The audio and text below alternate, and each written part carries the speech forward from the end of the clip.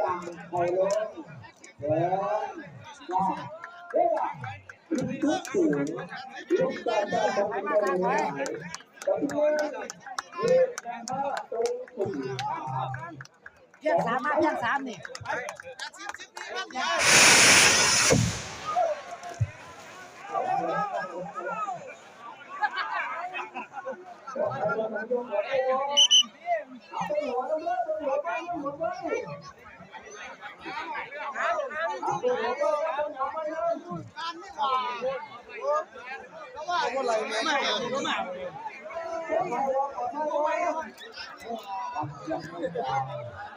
ลงจางลงจางลง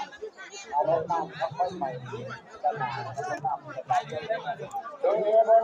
หางออกอันนี้เราจะจับมาได้เดี๋ยวก่อนคนยังวันสีอยู่นี่แหละเป็นอย่างตัวไห่ถอยไก่ครับ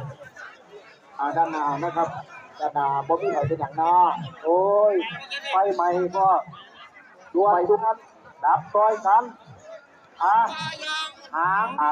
รถน้ำครับแต่หางยังอยู่ในฐานมือครับเจ้าและเจ้า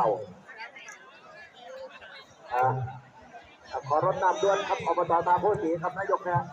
ประสานไปกู้ภัย